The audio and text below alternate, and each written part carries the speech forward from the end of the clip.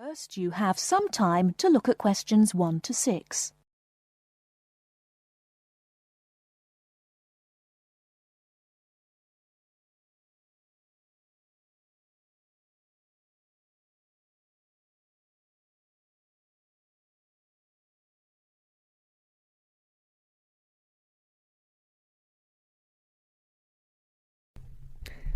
Good morning, Towers Car Insurance. How can I help you?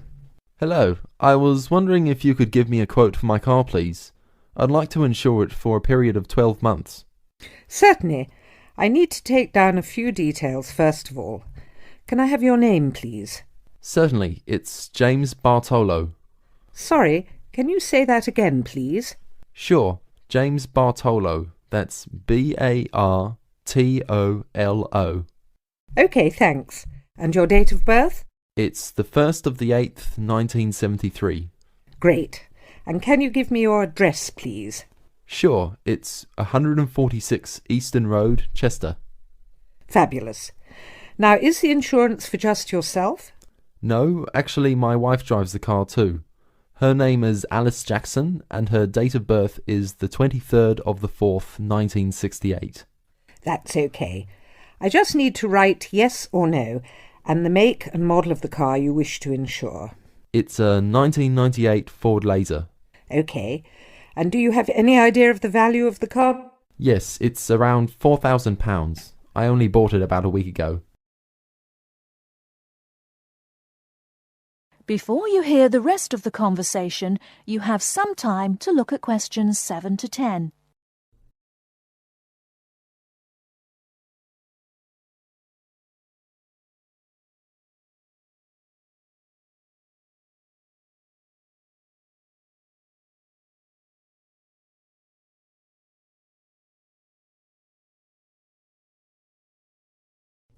Now listen and answer questions 7 to 10. OK. And do either you or your wife have any previous convictions or disqualifications? I'm sorry we have to ask this question, but of course it affects the price of the insurance cover. Not a problem. No, actually we both have clean driving licenses. Nothing so far, touch wood. Good. So I can write none for that question. Now, who were you previously insured with? With Aitken Insurance. I'm sorry, could you spell that? Yes, it's AITKEN. I actually have a 3 years no claims bonus too. Great. That will bring the price down a little for you too. OK, if you just give me a few minutes, I'll work out a price for you now. That looks like it will be £275 per year. That sounds good to me. Can I pay for that now over the telephone? That is the end of part 1. You now have half a minute to check your answers.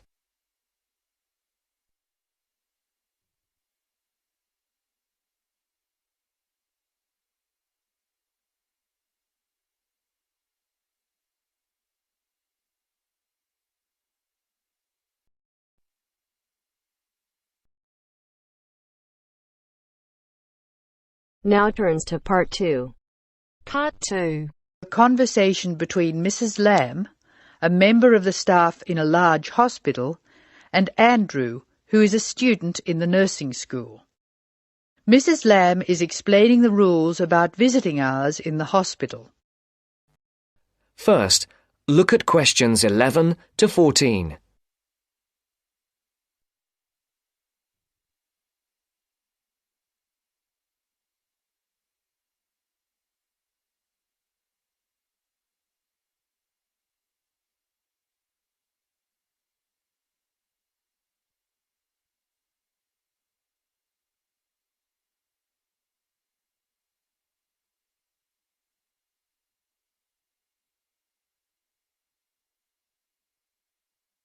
Listen carefully.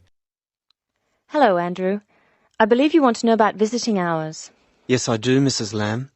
I have to fill this form out, and I'd like to have some idea why the different parts of the hospital have different times for visiting. I see. Well, let's start with an obvious one. Intensive care. People in intensive care are very sick indeed, and for that reason, we say that visitors can come between 6 a.m. and midnight. I can understand that. At the other end of the scale, our maternity patients are usually quite well, but we restrict their visiting hours from 8 a.m. to 8 p.m.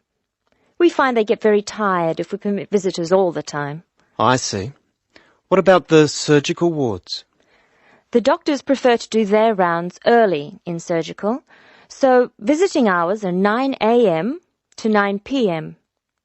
Surgical patients are often on very heavy painkillers, and they aren't really very good company for their visitors.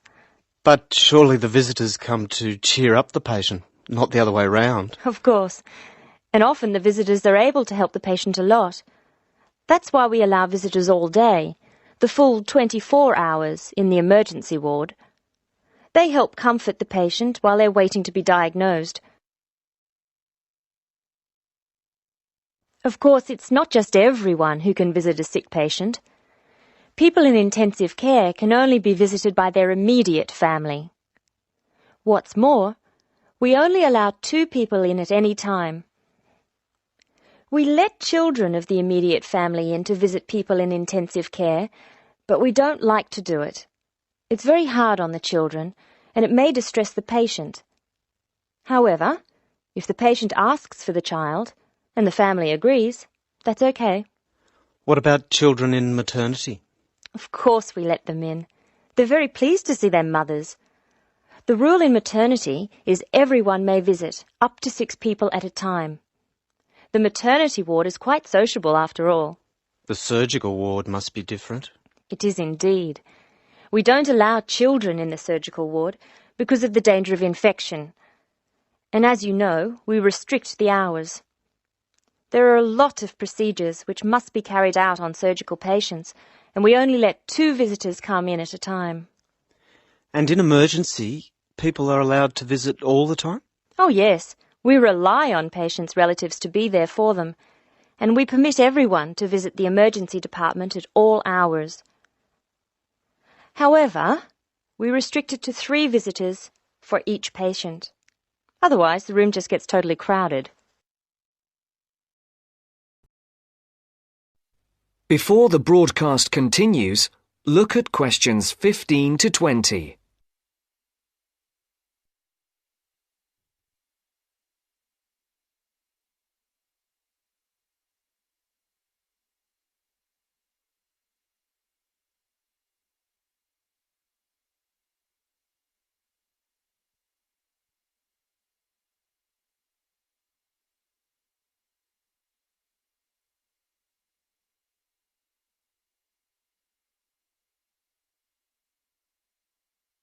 You will now listen to the second part of the talk. Now I have your schedule for the next week's observation sessions. Are you ready? Yes. Where do I start? On Monday, you'll be in male surgical in the morning and in female surgical in the afternoon. You'll be following Dr. Shea on her rounds. Thank you. And on Tuesday? On Tuesday, you'll be with Dr. Thomas in the morning and Dr. Robertson in the afternoon. No, that can't be right. You're with Dr. Thomas in the afternoon and Dr. Robertson in the morning. Do I ever get to see Dr. Kim? Yes, you'll be with Dr. Kim on Thursday and Friday. She'll take you through the children's ward and through our new teenage ward for 12 to 15-year-olds. Great. I've read a lot about that new ward. Will I see the schoolroom? Maybe another time. And what will I do on Wednesday? On Wednesday, you'll join the other students for lectures. You'll be in the Redmore lecture room between 8 and 10 a.m. and later between 2 and 3 p.m.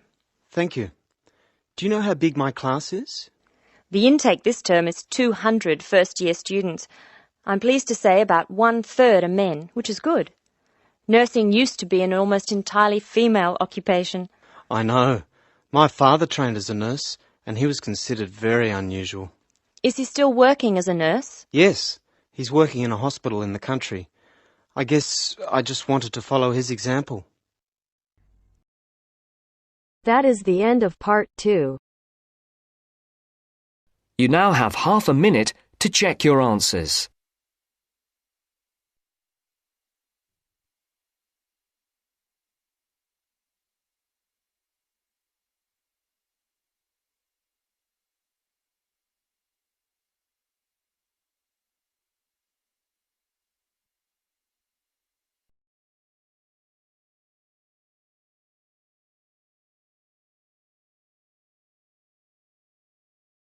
Now turns to part 3. Part 3. You are going to hear the rest of the talk about family history. First, you have some time to look at questions 21 to 25.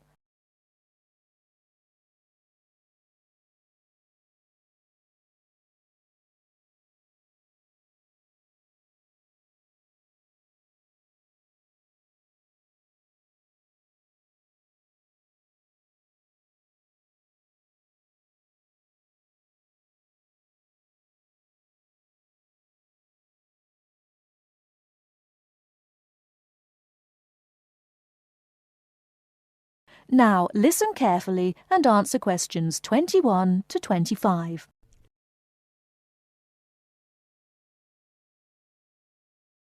So, that's a few ideas about getting information. But what about methods of recording it? Of course, you can just write down what family members say. But it's even better if you can use a tape, so that you can record them as they're talking. Then you don't have to worry too much about making mistakes. You'll always be able to listen to it again. But whatever method you do use to record information, remember that it's very important to make a note of exactly how you got it. So, if you are using tape, always start the recording by saying the date and the place, as well as the name of the person you're interviewing. So, apart from people's memories, where else can you find information? Well, there are all sorts of documents, and they can be extremely useful. People keep lots of kinds of documents in the home, like photos or letters or diaries or birth certificates. And some people keep things from newspapers, like obituaries. Obituaries are announcements of a person's death, and they usually contain a lot of detail about that individual, like address, occupation, date of death, as well as the names and ages of the widow or widower and the dead person's children. So, be creative. Look around your home or the home of your relatives for any items that might contain clues, such as these about your family history. Okay? Before you hear the rest of the talk, you have some time to look at questions 26 to 30.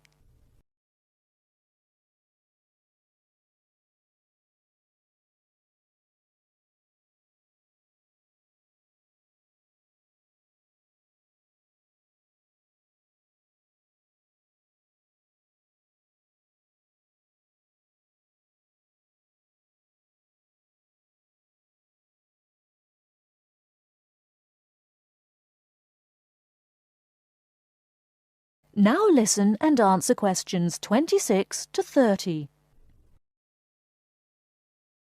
Now, you'll find that you'll collect a lot of information, so you'll need to record it in an organised way.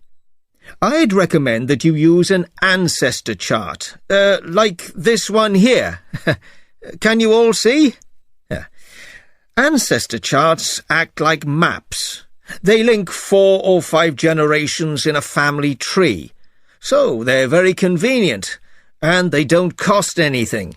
You can get as many as you like. You just download them free from the internet. Then you fill them out as you go along, and for each individual you record all the key information next to their full name. It's very convenient. Now, at this point, I'd just like to give you a couple of tips about filling in the ancestor sheet. First of all, I'd advise you to use pencil, at least until you have definite evidence for the information you're recording. Secondly, as well as recording official names, I mean given names, it's worth writing any nicknames down. You know, these are the short names that people call you when they know you very well.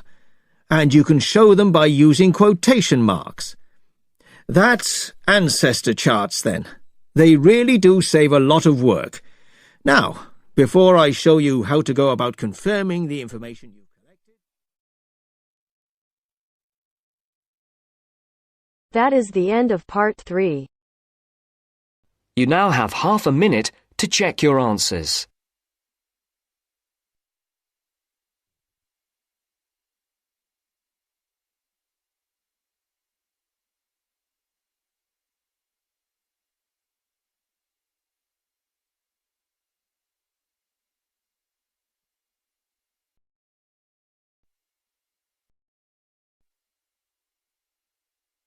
Now turns to part 4. Part 4. You're going to hear a talk on wild rice. First, you have some time to look at questions 31 to 40.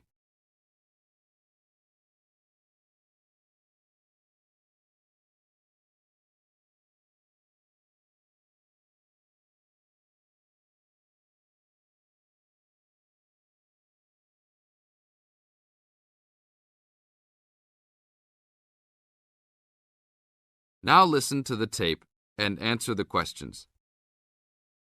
Good morning. Today we'd like to talk about wild rice. Contrary to what many people believe, wild rice is not rice at all, but a grass. Much of it sold in the world today is not even wild, but rather cultivated varieties that do not occur naturally. Wild rice is really an annual aquatic seed found mostly in the upper freshwater lakes of Canada, Michigan, Wisconsin, and Minnesota in North America. Indians gathered wild rice before any explorers set foot on the North American continent. Early explorers were greatly impressed with the strength and hardiness of the woodland Indians, and attributed their vitality to their ample servings of wild rice.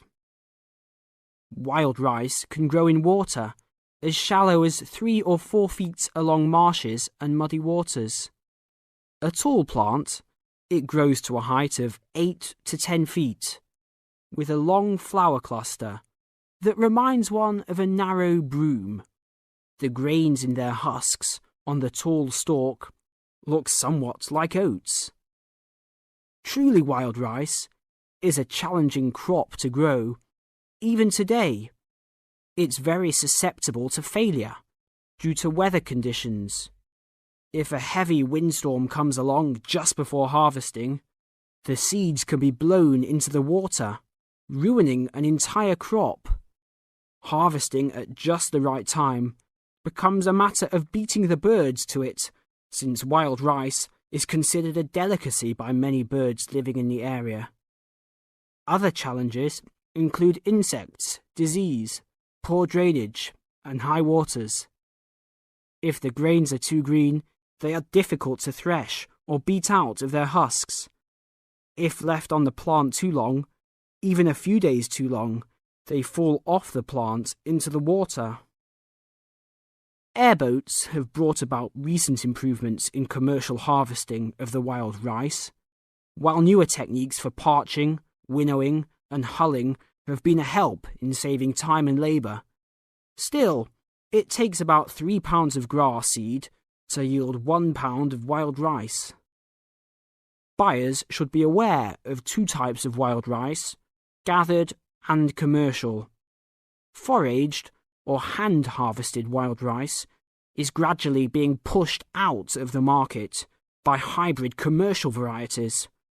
Hand-harvested wild rice makes up less than 20% of the market today. Heirloom varieties of this foraged grain still exist. In fact, it is the only heirloom grain sold commercially. However, package labels can be deceiving. Though the label may read Indian harvested or organic, the product may be hybridized wild rice placed in freshwater lakes and gathered by Indians in airboats. Hand-harvested, organic, and from the Great Lakes region is the real thing, with superior flavour and aroma, but it may be difficult to find. Though wild rice is one of the most expensive grains, it goes a long way. Some say that 1 pound of the grain can feed 30 people. To compensate for its high cost, try combining wild rice, half and half, with brown rice. For a truly colourful presentation, try 1/3 of each: white rice, brown rice, and wild rice. That is the end of part 4.